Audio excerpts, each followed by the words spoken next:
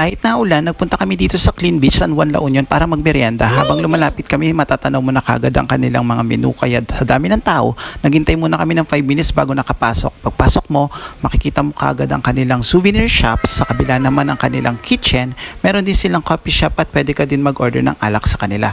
Syempre may acoustic live band sila. Pwede mo din ang scan ang full menu nila na nakalagay sa table using this QR code. At syempre may free wifi sila.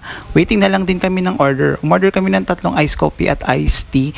Ito naman ang bestseller nilang Kaya Toast, made of buttered toast with homemade Kaya spread and deep boiled egg with dashi soy sauce. Ito naman ang spam buns and chicken with fries. At syempre, minix na namin ang boiled egg with dashi soy sauce at dinip na namin ang buttered toast. Napakasarap nito, bestseller talaga nila to. And also, kinain ko muna yung chicken habang nagmamarites kami dalawa ni Ate Gazel.